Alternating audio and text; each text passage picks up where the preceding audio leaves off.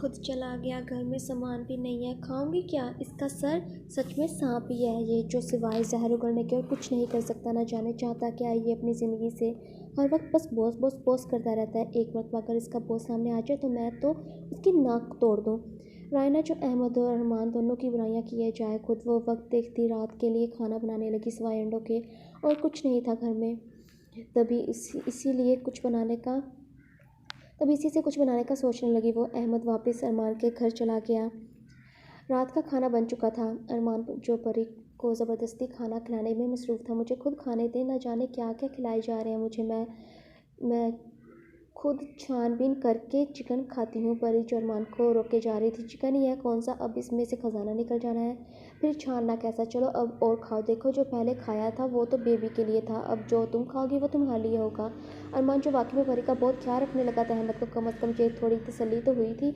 अहमद तुम आ गए, आओ बैठो और डिनर करो, तुम्हारे लिए भी परी ने लजानिया बनवाया है, कह रही थी कि तुम्हें बहुत पसंद है। अरमान ने अहमद को बैठने का कहा। जब एक नज़र शर्मिंदा से हुई उसने परी की जानिब देखा। परी खुद अहमद से नाराज़ थी, तभी उसने एक नज़र भी अहमद पर नहीं डाली, मगर वैसे वो अपने भाई का ख्याल रख रही थी।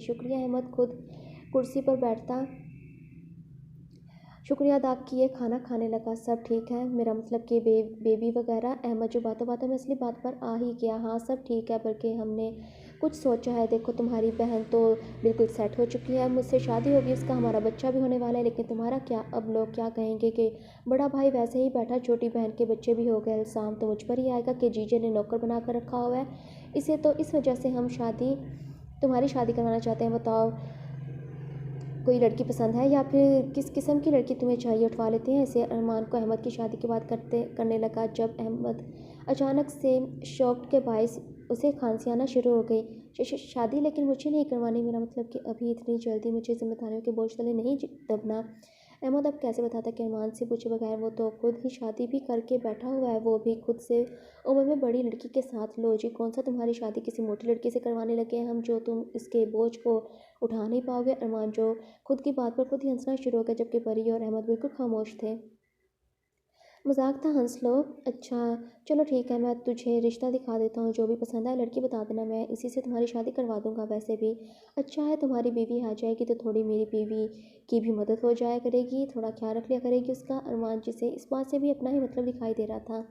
भाई अगर परी की मदद के लिए लड़की चाहिए तो मैं ढूंढ देता हूँ, वैसे मुझसे शादी वगैरह इतनी जल्दी नहीं हो पाएगी। मेरा मतलब कि पहले मुझे लड़की पसंद आए, फिर उससे मोहब्बत करूँ, उसके बाद शादी करूँगा ना। अहमद जो मजबूरी अपनी बताने लगा। लो जी, अब मोहब्बत क्या तुमने रांझे की जैसी करनी है, जिसने 12 साल तो बकरियां ही चराता रहा। चल ठीक है, परी का ध्यान रखने के लिए अगर अलग अलग लड़की ढूंढ दें और खुद के लिए अलग। अरमान राजी हो गया उसकी बात पर। सुने, आपने अभी अभी मोटी लड़की का मजाक उड़ाया था, अब मोटी क्या इंसान नहीं होती? अगर भाई इसे उठा भी लेंगे तो क्या हो जाएगा? मुझे देखें, जितना आप मुझे खिला रहे हैं मैं मोटी हो गई तो क्या मुझे भी आप बहुत समझने लगेंगे? परी जिसे बाकी बातें तो मानो सुनाई ही ना दी हो, बस मोटी लड़की वाली बात पर वो अरमान को डांटना शुरू हो गई। मेरा वो मतलब नहीं था, और तुम अपना मुआवजा बाकी लड़कियों के साथ क्यों करने लगती हो? तुम तो मेरी क्वीन हो, अब बाकी सब क्वीन थोड़ी ना है, वो तो एक ही होती है ना। अरमान परी का हाथ पकड़े परी की तारीफ करना शुरू हो गया। यहाँ भी किस करें, और अगर मैं क्वीन हूँ तो फिर मेरा ताज कहाँ पर है? परी जो फौरन मान भी गई, अपने दूसरे हाथ को अरमान के आगे करती उसे कहने लगी, ताज वो भी ला दूंगा। अरमान जो के दूसरे हाथ पर भी मोहब्बत जताने लगा। अहमद इन दोनों की बातें सुन सोच में पड़ गया कि क्या वो दोनों सच में एक दूसरे के साथ खुश है। उसकी बहन का जितना ख्याल वो रख रहा था, तो क्या उनके होने वाले बच्चे की जान लेना सही होगा? पर परी की जान को नुकसान पहुंचा सकता है ये बच्चा, मैं क्या करूं? अहमद को कुछ समझ ही नहीं आ रहा था, जब अचानक से बादलों की गरजने की आवाज़ ने सबको चौंका दिया। ये कहाँ ज़लज़ला आ गया? परी जिसे डर लगता था ऐसे मौसम से, कुछ नहीं, बस बादल गरजे हैं, मौसम सुहाना हो रहा है। ये बादल क्यों बदलते हैं ये बादल क्यों बोलते हैं? क्या बताते हैं हमें कि हम आ चुके हैं? इनके इस्तकबाल में फूल बिछाओ। परिचित के सवाल फिर से शुरू हो गए। हाँ शायद, लेकिन हम पर कौन सा एहसान कर रहे हैं? चलो अब कमरे में आराम करना चाहिए तुम्हें, सुबह से एक बार भी नहीं सोई तुम। अरमान परी को कमरे में ले जाने लगा। अहमद जो खुद बादलों के शोर को सुनने चौंक गया। रायना ने कहा था कि उसे डर लगता है अकेले रहने से, वो क्या कर रही होगी? मौसम ख़राब हुआ पड़ा है, उसे फिक्र होने लगी जब लाइट भी चली गई। अहमद जाओ जनरेटर चला दो। अरमान जो अहमद को हुक्म दे गया। लाइट भी चली गई और वहाँ पर लाइट्स का कोई इंतज़ाम भी नहीं है सिवाय मोमबत्ती के। रायना क्या करे कि अहमद की फिक्र मज़ीद बढ़ना शुरू हो गई। जब लाइट्स ऑन करता वो वापस घर में आए। बॉस मौसम कितना खूबसूरत है, क्या मैं बाहर घूमने जा सकता हूँ दोस्तों के साथ? अहमद जो झूठ बोल कर जाना चाहता था। लो अभी तो आए हो, अभी फिर से दोस्तों के पास जाना है? जाओ, वैसे भी तुम्हारी कौन सा बीवी है, वरना ऐसे मौसम में बीवी के पल्लू के साथ बंद कर रहता है इंसान। अरमान जो अपनी तरफ से अहमद को ताना दे रहा था, उसके पल्लू से बांध नहीं तो जा रहा हूँ, आहिस्ता से मुंह में बड़बड़ाते हुए ओके शब्बा खैर कहे। वो घर से निकल गया। पता नहीं क्या कर रही होगी वो। अहमद जो तेज़ रफ्तार में गाड़ी चलाए जाने लगा। राना जो अभी डिनर किए घर को देखने लगी। मुझे सभी खिड़कियों को बंद कर देना चाहिए ताकि कोई अंदर ना आ सके, पर अभी तक मैंने तो ठीक तरीके से घर भी नहीं देखा। राना जो मौसम ख़राब देखती वही अकेली थी। वो इस बड़े से घर में तभी खिड़की दरवाज़ों को अच्छे तरीके से लॉक किए बंद कर देना चाहती थी। उठती हुई वो लॉन्च में मौजूद खिड़कियाँ बंद कर दी। उसके बाद वो किचन में गई। वहाँ पर बाहर जाने का रास्ता जो घर की पिछली साइड पर खुलता था को उसको बंद किया, मगर इससे पहले कि वो खिड़की को लॉक करती, अचानक से तेज़ हवा का झोंका अंदर दाखिल होता किचन के कबर्ड्स को खोलने और बंद करने की वजह बनने लगा। रायना जल्दी से जाकर खिड़की को बंद करके, एक तो जंगल में घर, ऊपर से इतनी खिड़कियाँ कौन रखता है? मुझे तो लगता है मेरी जान लेने के लिए ये ख़ास तौर पर घर बनाया होगा उसने। रायना जो न जाने क्या कुछ सोचने लगी, तभी जो कबर्ड खुले थे उसे बंद करना शुरू कर दिया उसने। ये क्या है? इसे कुछ बोतल्स नजर आई। वाह जी वाह, बोतलें पड़ी हैं, लेकिन फ्रिज में ना रख सका ये। कब से मेरा मन ठंडे ठंडे जूस को पीने का कर रहा था। अच्छा है बोतल मिल गई, इसे ही पी लेती हूँ। वो बगैर जाने बोतल को उठाए ग्लास में डालती, उसकी खुशबू को सूंघने लगी। ये तो सेब वाला जूस लग रहा है। रायना कुछ और भी मांग लेती, वो भी कबूल हो जाती मेरी बात। बर्फ़ फ्रिज में से निकाले वो ग्लास में डालती पीने लगी। ये तो फीकी है, जैसे मीठा डालना ही भूल गए हो। लेकिन जो भी हो, अब इसके चलते मैं पीना थोड़ी ना छोड़ दूंगी। और वैसे भी बड़ी छुपा कर रखी हुई थी उसने, लेकिन मेरी चारों नज़रों से कोई चीज़ नहीं छुप सकती। ऐसे ही ढूंढ लेती हूँ मैं। अभी के अभी सारी पीकर पानी भर कर रख दूंगी। जब छोटा बच्चा इसे पीने लगेगा तो पानी ही मिलेगा उसे। अपनी ही मांग कर खुद उसने कह के लगाने शुरू कर दिए। इस तरीके से वो अहमद से बदला ले रही थी। तभी पीने का मन भी नहीं था उसका, मगर फिर भी सारी की सारी बोतल वो पी गई। मुझसे दुश्मनी लेना बहुत भारी होगी सबको। राना जो कुर्सी पर से उठती खड़ी होने लगी, मगर अचानक से उसका सर चकरा गया। लगता है कुछ ज़्यादा ही जूस पी लिया मैंने। खैर अब सीधा मैं तो जा कर सोऊंगी बस। वैसे भी बहुत देर हो चुकी है। राना को अपना सर भारी होता महसूस हो रहा था जब अचानक से लाइट चली गई।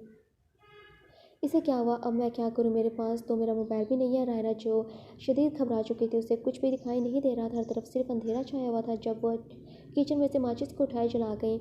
एक मरतबा वो मेरे सामने आ जाए, उसे तो घर के तय खाने में बंद कर दूंगी मैं। तब उसे पता चलेगा। अहमद को कोसती वो माचिस को बार बार जलाती हुई अपने कमरे में तक पहुंची थी। तब तक सारी माचिस ही ख़त्म कर दी थी उसने। कंजूस इंसान, घर में कुछ नहीं है, इसके खुद को तो अंधेरे में भी दिखाई दे जाता होगा, लेकिन मैं तो इंसान हूँ, मुझे तो कुछ भी नज़र नहीं आता। एक कितना मौसम ख़राब है।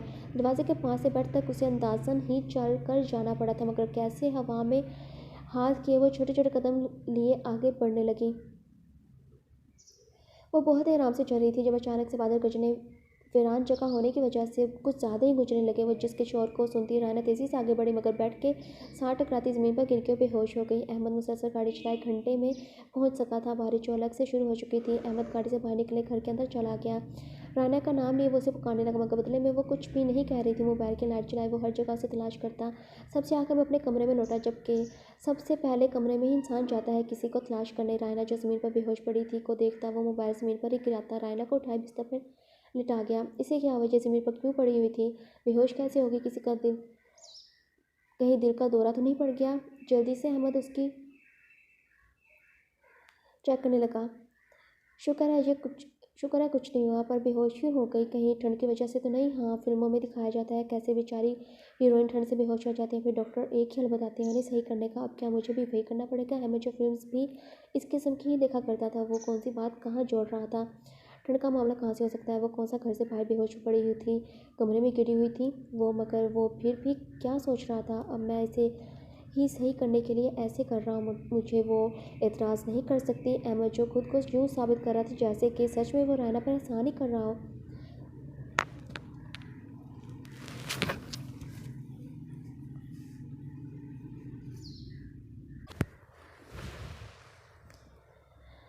मोबाइल जो कि फर्श पर गिरे होने की वजह से पूरे कमरे में मध्यम सी रोशनी फैली हुई थी। वहीं अहमद रायना के पास जाने लगा। वो जो हर बात से बेखबर बेहोश पड़ी थी, क्या होने वाला था उसके साथ वो सोच भी नहीं सकती थी।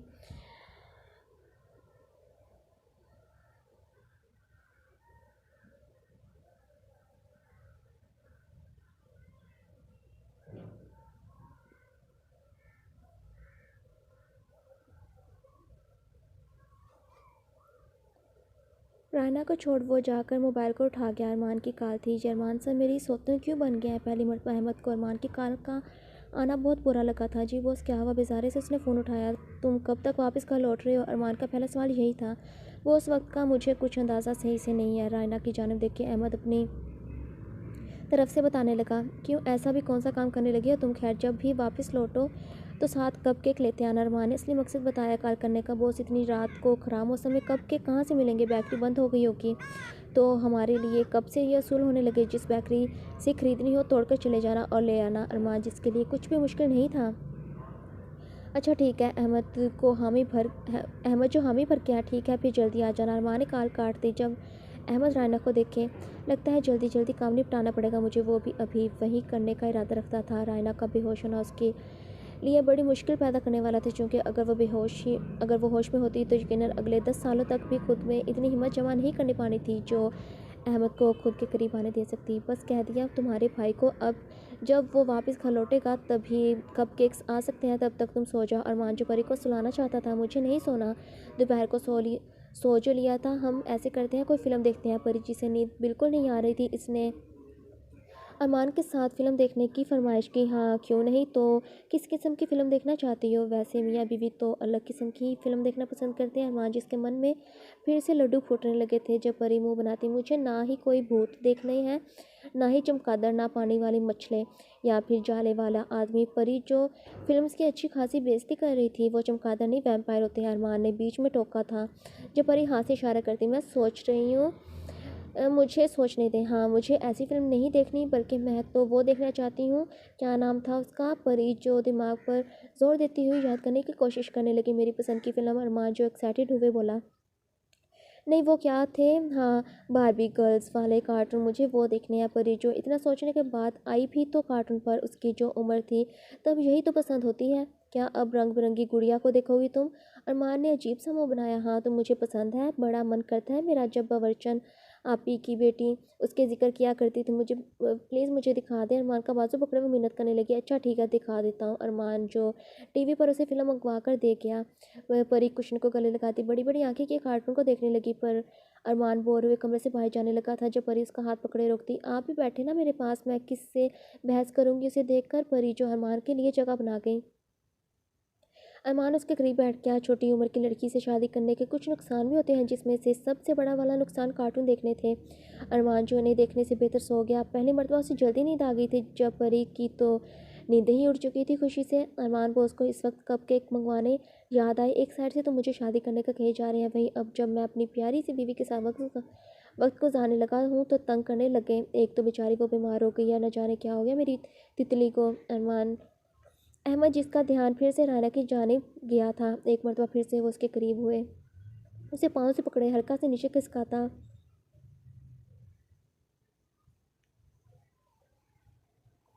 तुम जाग गई? तो तुम ऐसे कैसे जागी? मेरे मतलब कि तुम तो बेहोश थी और मैंने तो तुम्हारा इलाज भी नहीं किया, फिर तुम कैसे जाग सकती हो? अहमद, जिसे बुरा लग रहा था कि रायना ऐसे कैसे इतनी जल्दी जाग सकती है। रायना बिल्कुल खामोश उसकी बातों को सुन रही थी। मुझे लगता है अभी भी तुम होश में नहीं आई हो, मुझे अपना काम जारी रखना चाहिए। अहमद जो रायना ज़ोर से चिल्लाती हुई, तुम क्या कर रहे हो? तुम यहाँ कब आए? रायना जो से परे धकेलती उठ बैठी। रायना के मुंह से अलग किस्म की बदबू को सूंघे अहमद हैरान हुए। तुमने कुछ पिया है क्या? अहमद जो इसी से पूछने लगा। नहीं तो बिल्कुल भी नहीं, लेकिन तुम क्या सच में आए हो मेरी खातिर? चूँकि मुझे डर जो लग रहा था। अहमद के गाल को खींचती रायना हंसते हुए बात कर रही थी। उसकी आंखों में मदहोशी छाई हुई थी। हाँ, तुम्हारी खातिर आया हूँ। मैं जानता था कि तुम डर जाओगे अकेले, पर तुमने क्या पी लिया बताओ मुझे। अहमद जो उसका हाथ पीछे करता फिर से पूछने लगा। मैंने कुछ भी नहीं पिया। तुम क्यों ऐसे कहे जा रहे हो? क्या मेरे मुंह से सेब की खुशबू आ रही है जो तुम्हें पता चल गया कि मैंने कब्र में से जूस को निकाल कर पी लिया है? रायना जो बिस्तर से नीचे उतरे डोलती चाल के साथ चलती हुई दरवाजे के पास जाने लगी, मगर अचानक से ये क्या मेरी जुड़वा शर्ट, क्या अब तुम मेरे कपड़ों को की भी नकल करने लगे हो? मेरी जैसी शर्ट को कैसे ले लिया तुमने? रायना अहमद को डांटने के अंदाज से बोल रही थी। तुमने वो जूस क्यों पिया? इतनी बड़ी हो चुकी हो, खुद को टीचर कहती हो, लेकिन इतनी भी अकल नहीं है तुम में कि जूस और क्या फ़र्क होता है? बस उठाया और पी लिया। अहमद जिसने मुकम्मल डांटना ही शुरू कर दिया तो जब रायना अपने पेशाने को सिकुड़े गुस्से से उसे घूरती। तुम्हारी पसलियाँ कितनी कमज़ोर हो तुम, क्या कुछ खाने को नहीं मिलता तुम्हें जो इतनी ज़्यादा पसलियाँ नज़र आ रही हैं तुम्हारी? रायना जो अहमद के छूती हैरत से उन्हें देख रही थी। ये पसलियाँ नहीं, मेरे कट्स हैं। असली कमज़ोर वजूद तो तुम्हारे पास है। अहमद जो रायना को गौर से देखते हुए बोला, जब चेहरा नीचे झुकाए वो खुद को देखती। नहीं तो मेरी बिल्कुल सही जिसामत है जब लोग मुझसे टिप्स मांगते हैं। रायना खुद की तारीफ करने लगी मगर अचानक से खुद की जानिब देखना उसे शॉक कर गया। जल्दी से खुद को बाजों से लपेटती। मुझे क्या पता? अहमद साम कर गया। तुम्हें कैसे नहीं पता? मैं तो सो रही थी, तुम ही आए थे बाद में। मुझे बताओ कहाँ है मेरे कपड़े? क्यों चोरी किए तुमने? रायना जिसका दिमाग बिल्कुल सही काम करना छोड़ गया था, वो सोच रही थी कि अहमद ने उसके कपड़े चोरी कर लिए हैं। हाँ, ओ हाँ, मुझे याद है, जब मैं वापस घर लौटा तब तक यहाँ पर सो रही थी तुम, और जो चूंटियाँ थी वो तुम्हारे कपड़ों को ले जा रही थी। मैंने उसे रोका और कहा कि ये कहाँ ले क्या कर रही हो, वापस करो इन्हें। मगर वो मासूम सा चेहरा बनाती अपनी मजबूरी बताने लगी कि हैंडसम भाई, सर्दियाँ आ रही हैं, ठंड लगती है हमें, तभी उनको ले जा रही हूँ ताकि ठंड से बच सकूँ। मुझे उस पर तरस आ गया और उसे ले जाने की इजाज़त दे दी। अब तुम खुद बताओ, मैं क्या मना कर देता उसे? अहमद जो रायना की सोच जो वो अच्छी तरीके से जान चुका था, तभी इस किस्म की बात की थी उसने। नहीं, बिल्कुल सही किया तुमने। रायना जो नफ़ी में सर हिलाते अहमद की हाँ में हाँ मिलाने लगी। मैं नए कपड़े पहन लेती हूँ। रायना जो वार्डरोब की जानिब बढ़ने लगी जब अहमद उसकी बाजू पकड़े। तुम रहने तो वैसे भी सुना है मैंने, ऐसे सोने से नींद अच्छी ज़्यादा आती है। वो रायना से के करीब आए नहीं रह सकता था। अच्छा, लेकिन मैं इस कमरे में अकेली थोड़ी हूँ। तुम जो अब उल्लू की जैसी आंखों से मुझे घूरे जा रहे हो, इसका क्या? रायना अपनी बंद आंखों से अहमद की बुराई करने लगी। मैं कब देख रहा हूँ तुम्हें? मुझे क्या और कोई काम नहीं? अलबत्ता तुम मुझे ज़रूर घूरे जा रही हो। मैं तो जाकर खुद को छुपा लेता हूँ, कहीं नज़र ही ना लग जाए तुम्हारी मुझे। मुकम्मल नाटक के अहमद खुद पर कंफर्टर ये बैठ बैठ गया। मैंने तो एक बार भी नहीं देखा तुम्हें, और तुम में ऐसी कौन सी खास बात है जो मेरी नज़र लगेगी? बल्कि तुम जो कब से मुझे देखे ही जा रहे हो, तुम्हारी नज़र ज़रूर लग चुकी होगी मुझे। मेरे तो वजूद में दर्द भी होने लगा है। खुद को तो मुझे छुपाना चाहिए। रायना जो अहमद की नकल से खुद भी जाकर दूसरी साइड पर बैठ गई। तभी लाइट भी वापस आई, मगर कमरे की लाइट अभी भी बुझी हुई थी। कैसी लड़की हो तुम, मेरी नज़र नहीं लगती। वैसे भी तुम में ऐसी कौन सी अलग बात है जो मेरी तवज्जो का बायस बनोगी? तुम आम लड़कियों की जैसी ही तो हो। अहमद जो जानबूझ के ऐसी बात कर रहा था। मैं सबसे मुनफरिद हूँ, मुझे बाकी लड़कियों के साथ मत मिलाओ। राना को जो गुस्सा करने लगी। अच्छा जी, तो क्या है वो मुनफरिद? मुझे भी तो दिखाओ। अहमद जो उसके करीब हुए पूछने लगा। मेरी दाएं जानिब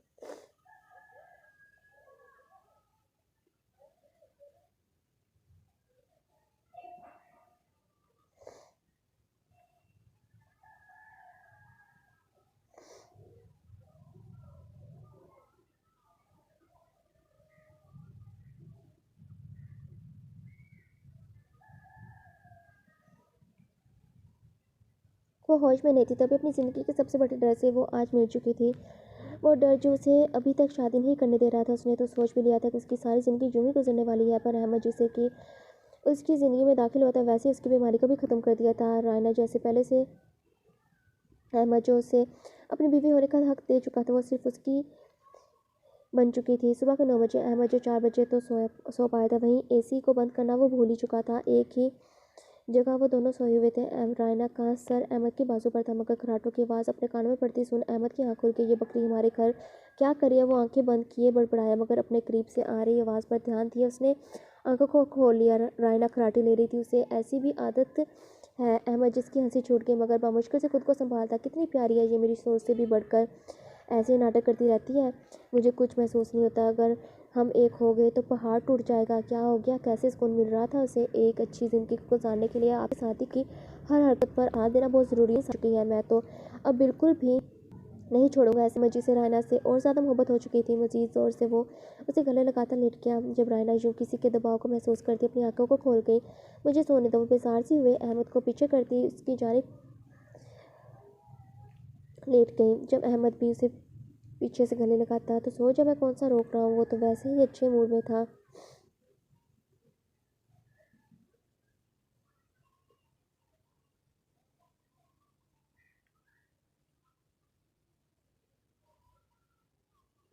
तुमने मेरी ज़िंदगी को बर्बाद कर दिया। मैं तुम्हारे साथ नहीं रहना चाहती और मेरी बीमारी हकीकी है। कल मुझे कौन सा याद है कि क्या हुआ, कितनी मिन्नत की होगी मैंने तुम्हारी, मगर तुम बेरहम अपनी मनमानियाँ करते रहे होगे। क्या क्या क्या कह रही हो? अहमद उसके हाथ से तकिए को छीनता रायना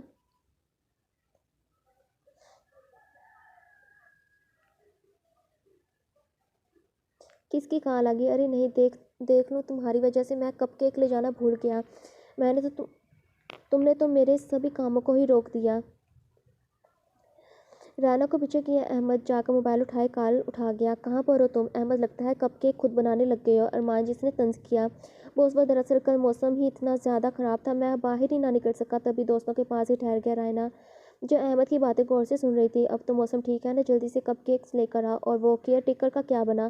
कोई अच्छी ही लेकर आना जिसे हर काम आता हो। अरमान जो बड़े ही रौब से हुक्म देने के अंदाज से बात करता था अहमद के साथ। जी बॉस, मैं ढूंढ रहा हूँ, बस मिल जाएगी, आप फिक्र ना करें। और कपकेक्स भी मैं लेकर आ रहा हूँ, ठीक है, जल्दी आना। अरमान ने कॉल बंद कर दी। क्या ऑर्डर पोक लूम्बट, क्या तुम्हारे बॉस की कॉल थी? दरअसल मुझे अब तुम्हारे बॉस से ही तुम्हारी शिकायत करनी होगी, वहीं तुम्हें संभाल लेंगे, इतना तो समझ चुकी हूँ मैं। तुमने उन्हें मेरे बारे में नहीं बताया, तभी दोस्तों का बहाना लगाया। रायना को अब मौका मिल चुका था अहमद को दबाने का। तुम ऐसा कुछ नहीं करोगी। और सुनो, बॉस तुम्हारी फेवर नहीं करेंगे, साथ मेरा ही देंगे, क्योंकि खुद उन्होंने मेरी तरह ही शादी की है। रायना अहमद रायना के गलत फहमी को दूर कर गया। मैं फिर भी बताऊंगी उन्हें, पहले कपकेक खुद बनाकर उन्हें गिफ्ट कर दूंगी, उसके बाद तुम्हारा सच बता दूंगी, तब तो मान ही जाएंगे, मेरी फेवर कर ही देंगे। रायना जो सुन चुकी थी उसकी बात। तुम्हें कपकेक बनाने आते हैं? अहमद ने तो जस्सू से पूछा।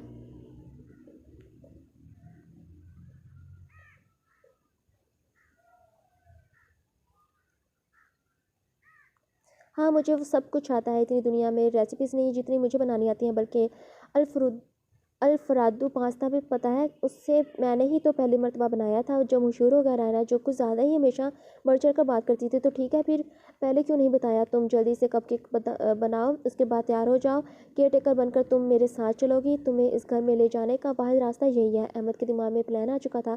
क्या मैं केयर टेकर बनूंगी? मैं टीचर हूँ, समझे, किसी की केयर टेकर नहीं बनने वाली मैं।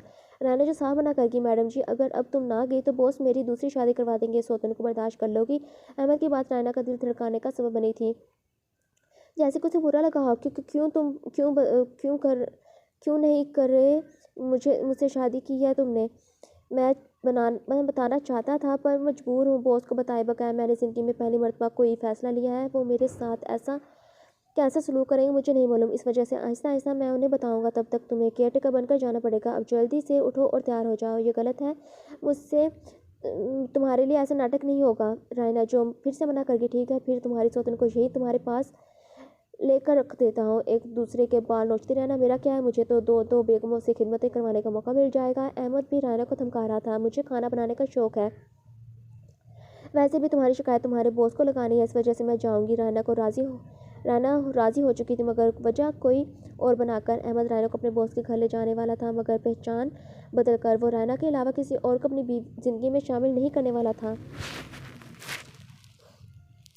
मैं क्यों जाऊंगा बाहर, जानती हो कितना इंतज़ार।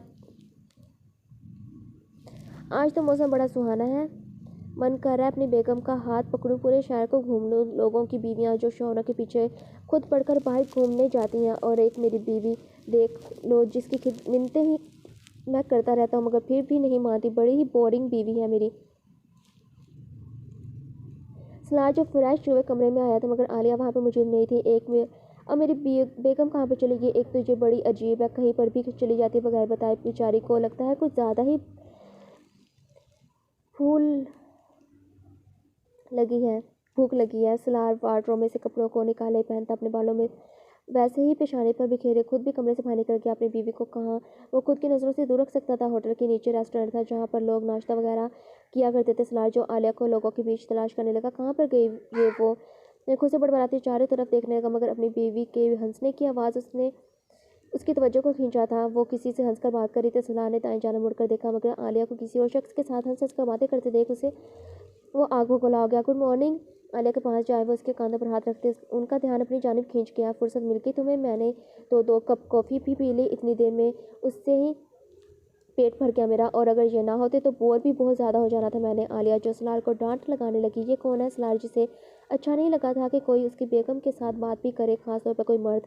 उनका नाम ज़ियान है। ये इस होटल के छोटे से मालिक हैं, लेकिन इनका मिजाज बहुत अच्छा है। इतनी सी देर में मुझे हँसा आकर पेट दर्द करवा दिया। आलिया जो कुछ ज़्यादा ही इम्प्रेस हो चुकी थी इस नीली आंखों वाले शख्स से। छोटे से मालिक का क्या मतलब? सलार जो ज़ियान को बड़े ही अजीब अंदाज से देख रहा था, क्योंकि दरअसल ये होटल मेरे डैड का था। उनके चले जाने के बाद मॉम ने इसे संभाल लिया और अब मैं भी आ जाता हूँ छोटा सा मालिक बनकर, वरना यहाँ का स्टाफ तो मुझे मेरी बात भी नहीं सुनता। सब मॉम के ही कहने पर हर काम करते हैं। ज़ियान जो खुद खड़ा हुए सलार को अपनी कुर्सी पर बैठने का कहे, खुद दूसरी कुर्सी पर आलिया के और पास रखता वहाँ पर बैठने लगा। नहीं, मैं यहाँ पर बैठूंगा। एक्चुअली मुझे आमने सामने बैठना पसंद नहीं है। सलार की हरकत आलिया की हंसी का बायस बनी। वो समझ पा रही थी कि सलार जल रहा है कि वो ज़ियान से बात क्यों कर रही है। आप लोग क्या यहाँ पर घूमने आए हैं? वैसे आप दोनों लगते नहीं हो मियाँ बीवी। आपकी वाइफ जो बहुत जवान है, 16-17 साल की लड़की लगती है। ज़ियान जिसकी तारीफ सुन आलिया शर्माने लगी। बस मेरी मासूमियत मुझे ऐसा दिखा देती है। वैसे आप ही तो बच्चे ही लगते हैं। पहले मुझे ये होटल पसंद नहीं था, पर अब मैं यहीं पर ही रहूंगी। सलार को तंग करने की खातिर जानबूझकर वो ज़ियान की तारीफ करने लगी। क्या यार, इतनी देर हो गई है, खाना क्यों नहीं आ रहा? बड़ा ही सुस्त स्टाफ है यहाँ पर। वैसे आलिया, तुमने नोट किया ये बात, कमरों का पानी गर्म नहीं होता, बस गुजारे लायक ही था। ऐसे तो हम बीमार पड़ सकते हैं। सलार जो बहाने पेश करने लगा कि आलिया खुद ही इस होटल बदलने का कह दे। ऐसे कैसे? आपने खुद गर्म पानी तेज़ नहीं किया होगा, वो ऐसे नल को घुमाने से आ जाता है। और रही बात स्टाफ की, तो जो जो आपकी बेगम ऑर्डर कर चुके उसे बनाने में थोड़ी देर तो लगती ही है ना। ज़ियान फ़ौरन से सफाइयाँ देने लगा, लेकिन सलार जो लड़ाई करने वाला था, जब आलिया उसके हाथ पर हाथ रखती। इट्स ओके, सब सही है जैसा भी है, पर मुझे पसंद है। ज़ियान आप बताएं अपनी पसंद नापसंद। आलिया ने बात यहीं पर ही ख़त्म कर दी। मुझे किताबों का पढ़ने का शौक़ है, मैं पेंटिंग बहुत अच्छी बना लेता हूँ। अगर वक्त दे तो आपकी भी पेंटिंग बनाना चाहूँगा, तुम मेरी बना दो, मुझे बहुत शौक है अपनी पेंटिंग्स कमरे में लगाने का। सलार बीच में टोक गया। हाँ ज़रूर। ज़ियान को खुद सलार की हरकतें अजीब लगने लगी थी। आप लोग चाहें तो मैं लंदन घुमा सकता हूँ, मुझे इस शहर की सबसे ज़्यादा खूबसूरत जगह का पता है। ज़ियान जो मज़ीद वक्त आलिया के साथ गुजारना चाहता था। नहीं, हम कौन सा यहाँ घूमने आए? अरमान इब्राहिम के पास हमारा कुछ सामान पड़ा है, उसे छुड़वाना है। अगर उसमें तुम हमारी मदद कर सको तो शौक से करो। सलार जो जानबूझ के ऐसी बात कह गया। क्या अरमान इब्राहिम? क्या तुम लोगों को मालूम नहीं कितना बुरा इंसान है वो? उसका नाम लेने से भी डरते हैं लोग। क्योंकि जो इंसान एक मरतबा उसकी नज़र में आ जाए वो उसकी जान नहीं छोड़ता। आपका जो भी सामान है उसे रहने दो, क्योंकि वो तो वापस नहीं मिलेगा। हाँ, जान से ज़रूर चले जाओगे आप। ज़ियान जो डर चुका था अरमान का नाम ही सुनकर। तो मैं भी सलाम अलैकुम, जो बात एक मरतबा ठान लूँ वो कर कर ही दिखाता हूँ। अरमान फिर क्या चीज़ है? जो लेने आए उसे तो लेकर ही जाऊंगा, क्योंकि किसी से वादा किया है मैंने, जो आखिरी सांस तक निभाऊंगा। आलिया जो हैरत से सलार को तकने लगी। उसकी खुशी की खातिर वो खुद की जान की परवाह तक नहीं कर रहा था। उसका घर कहाँ पर है, क्या मालूम है तुम्हें? सलार ने ज़ियान से ही पूछ लिया। अपनी जगह पर उसने घर बनाया हुआ है, शहर से थोड़ा सा बाहर। तुम लोगों का घर के अंदर जाना ही नामुमकिन है। तुम एड्रेस भेज दो मुझे, बाकी हम कर लेंगे। वैसे तुम्हारी मम्मी ने बिल्कुल सही किया है तुम्हारे साथ, जो तुम्हें छोटा सा इस होटल का मालिक बनाकर रखा हुआ है। डरपोक इंसान। लड़कियों को बहादुर लड़के पसंद आते हैं, तो थोड़ी बहादुरी अंदर से निकालो। सलार जानबूझ के आलिया को सुनाने लगा। बहादुरी भी कुछ कुछ जगह पर ही अच्छी लगती है, बाकी सबसे पहले अपनी जान ही अजीज होती है। मैं चलता हूँ, अगर ज़िंदगी रही आप लोगों की तो ज़रूर मिलेंगे। ज़ियान खुद की जान छुड़वाता वहाँ से चला गया। इससे पहले सलार उससे साथ चलने का भी कहने लगता। मुझे डरपोक लड़के पसंद है। उसके जाने के बाद आलिया ने अपनी पसंद बताई। अच्छा जी, तो ठीक है फिर मैं भी नहीं चाहता, क्योंकि मुझे भी बहुत डर लगता है। सलार जो आलिया को जैसे इंसान पसंद था वो वैसा ही बन जाएगा। बहुत हंस हंस कर बातें हो रही थी। शक्ल देखी थी इसकी, साथ उससे ज़्यादा प्यारी बातें मेरी होती हैं। कभी मेरी बातों पर भी हंस दिया करो। सलार खाने को आलिया की प्लेट में डालता बोला। कभी बात भी तो क्यूट कर लिया करो। मुझे स्वीट लड़के पसंद है, जो हर वक्त मजाक किया करें, जिनकी बातें बच्चों जैसी हो, ना कि तुम्हारी तरह। सिर्फ मुझे यही सोच चलती रहती है तुम्हारे दिमाग में। आलिया जो सलार की बेइज्जती कर रही थी।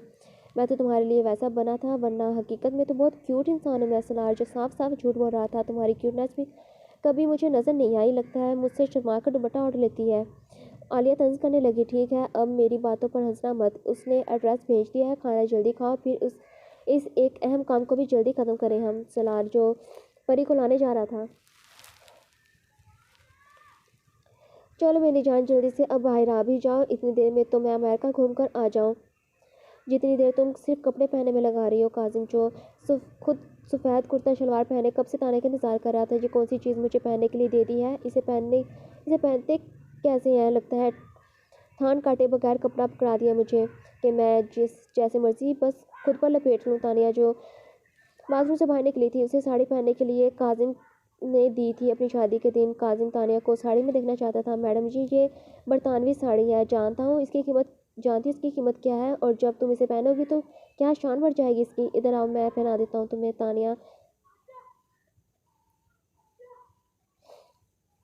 तानिया ने आधी साड़ी लपेट ली थी, बाकी अभी भी काफ़ी हिस्सा बचा हुआ था। मुझे ये नहीं पहननी, ये बहुत अजीब है। और आपको कैसे मालूम इसे कैसे पहना जाता है? आप क्या पहनते रहते हो इसे? तानिया जो इस वक्त चिड़ी हुई थी, पहनता तो नहीं हूँ।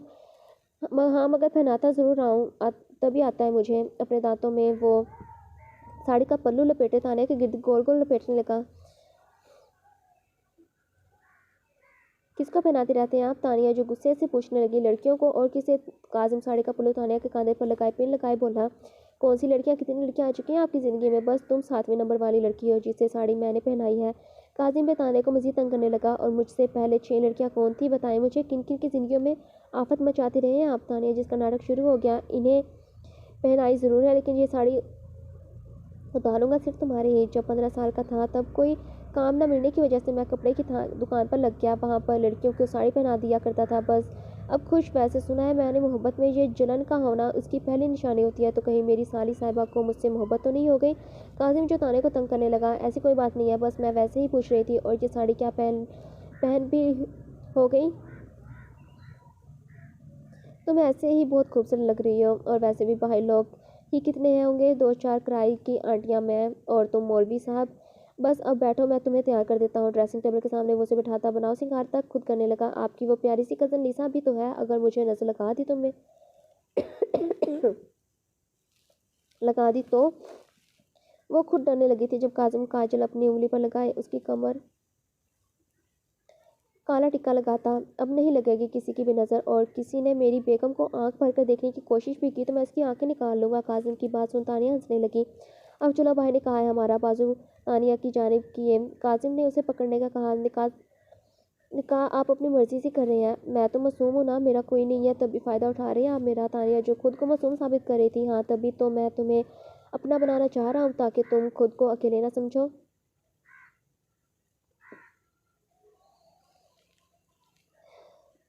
काजिम शाह तुम्हारा शोहर है, तुम्हारा मुहाफिज, जो तुम्हें कुछ नहीं होने देगा। काजिम शाह तान्या का हाथ पकड़े खुद उसे बाहर ले जाने लगा। ये मत भूले, मैं ये शादी अरम राना से मिलने के लिए कर रही हूँ, मुझे उनसे मिलवाना है आपने। तानिया जो अभी भी अरम राना का ही जिक्र कर रही थी। हाँ हाँ, याद है मुझे, दरअसल वो मनीषा राणा के शोहर है। जानती तो हो तुम, जिन्होंने उन पर नावल लिखा था, पाकिस्तान के मशहूर बिजनेसमैन जिनका कारोबार अमेरिका में भी फैला हुआ है। मैं नाम तो नहीं बताऊंगा, पर वादा करता हूँ जब भी वो पाकिस्तान आए मैं वक्त निकाल कर तुम्हें मिलवा दूंगा। काजिम शाह जो अरहम राना से मिलवाने के लिए उसके मुतालिक पता लगवा चुका था, मनीषा राणा के शोर है वो, उसका मतलब उनसे भी मिलने का मुझे मौका मिल जाएगा। वो शौक हुए से पूछने लगी। हाँ, क्यों नहीं, अगर मुमकिन हुआ तो उनसे भी मिल लेना। उनकी शादी मोहब्बत की हुई है। अरहम राणा उनके कज़न थे, वो दीवाने थे मनीषा राणा के, जबकि वो उन्हें पसंद नहीं करती थी। तभी उनको तंग करने की खातिर अरहम राणा का नाम इस्तेमाल किया, उन पर नावल लिख दिया। अरहम ने भी बड़ा ही हसीन बदला लिया इस बात का। उन्होंने अपनी मर्जी से उनसे शादी कर ली, जबकि वो तो अभी तैयार भी नहीं थी। उनकी मोहब्बत बड़ी दिलचस्प रही है। मैंने कहा है अरहम से कि वो खुद की लव स्टोरी पर भी नावल लिखे, ताकि उनके फैंस जान सकें उनकी बड़ी दिलचस्प मोहब्बत के बारे में। एक पागल दीवानी मेरी भी तो है, घर में तुम्हारी सूरत में मौजूद है। ताने को बाहर लाते हुए उसे सोफे पर बैठने का इशारा कर गया। मुझे अभी मिलना है, मैं खुद उनकी कहानी जानना चाहती हूँ। तानिया जिसकी बेचैनी मजीद बढ़ चुकी थी। फिलहाल अपनी तो लव स्टोरी आगे बढ़ा लो, फिर मिलवा दूंगा। काजिम जो मौलवी साहब को निकाह पढ़वाने का कहने लगा। ताने के अंदर मनीषा रानी के मुतल्लिक जानने की बेचैनी इतनी बढ़ चुकी थी जो खामोशी से निकाह भी कर गई, जबकि एलिसा दूर खड़ी आंसू बहा रही थी। दूसरी मरतबा भी काजिम अपनी ताने का ही बन चुका था, जबकि ख्वाहिश उसकी थी, वो आंसू बहा रही थी। उनकी शादी पर इंसान दिल भी इस जगह लगाए जहाँ जगह खाली हो। काजिम तो पहले से किसी और का था, फिर गलती लिसा ने ही की थी, उसे खुद की जिद बनाकर। मुबारक हो आपका निकाह मुकम्मल हुआ। मौलवी साहब को मुबारकबाद देने लगे जब काजिम ने लिसा को बाहर बुलाए अपने सजाए गए कमरे में ताने को ले जाने का कहा। और जो तुमसे स्पेशल वाला दूध कहा था वो बना दिया मेरे लिए। काजिम जो ऐसे बिहेव कर रहा था जैसे कि सच में उसकी पहली शादी है, वो सभी तैयारियां कर रहा था। हाँ, करती हूँ ना, आज की रात तुम्हारे लिए बहुत यादगार साबित रहेगी, ये वादा है मेरा तुमसे। लिसा दांतों को चबाती हुई चेहरे पर नकली मुस्कुराहट लाए ताने को बाजू से पकड़े कमरे में ले गई। तुम राजी कैसे हो गई अपने जीजा जी से शादी करने के लिए? वैसे तो बड़े नाटक कर रही थी, पर अब तो लगता है तुम्हें जैसे कोई मसला ही नहीं होने वाला। लिसा जो गुस्सा दिखा रही थी तान्या को। मुझे एतराज़ था पर अब क्या कर सकती हूँ मैं, और वैसे भी तुम क्या समझ रही हो कि मैं मान जाऊँगी? हमारे बीच कुछ नहीं होगा, समझी तुम? मैं वैसी लड़की नहीं हूँ। काजिम जी यहाँ ज़मीन पर सोएंगे। तानिया जो लिसा को थोड़ा सा सुकून दिलवाने की बात कर रही थी, फिर अपनी बात पर कायम भी रहना, जो कहा है पूरा उतरना उस पर। और ज़मीन पर क्या, इसे कमरे से भी बाहर निकाल देना, यहाँ पर ही रहेगा तो तुम महफूज नहीं रह सकोगी। उसे बाहर निकाल देना, दरवाज़ा अंदर से लॉक कर लेना। लिसा जो मुकम्मल तानिया को गाइड कर रही थी अपने मतलब के लिए। हाँ मुझे पता है तुमसे भी ज़्यादा कि कैसे खुद को बचाना है। तानिया जो खुद को बहुत बहादुर साबित कर रही थी। लिसा जो पहले चिड़ी हुई थी तानिया के कंधे को थपथपाती हुई कमरे से बाहर चली गई।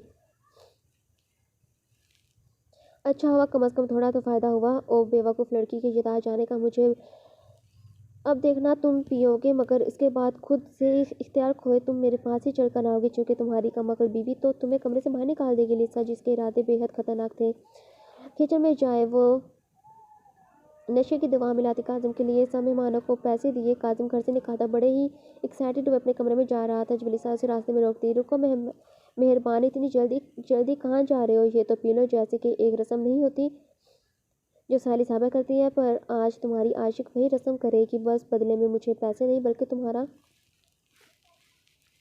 साथ चाहिए। लिसा जो कोई बहाना नहीं छोड़ती थी खुद की मोहब्बत जताने का। थप्पड़ लगा दो अच्छे से, जो हो जाएगा तुम्हें। उसके हाथ से गिलास पकड़े काजिम ने तंज किया। जब लिसा उसके हाथ को पकड़े अपने चेहरे पर फेरती, आंखों को बंद करती। मुझे तुम्हारी मोहब्बत वाला लम्स चाहिए। वो पूरी पागल हो चुकी थी उसके लिए। काजिम अपना हाथ खींचता, गिलास को मुंह के साथ लगाते एक ही सांस में पीता।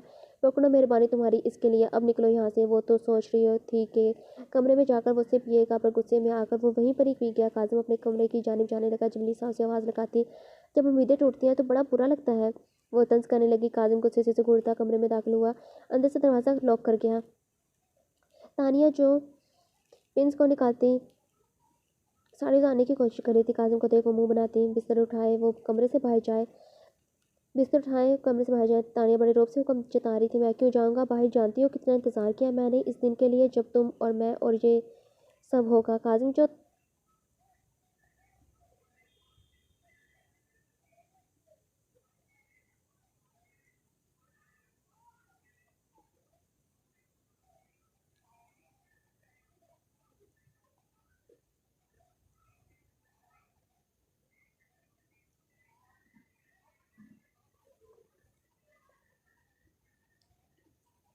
हाँ सही कहा, मैं तो कर।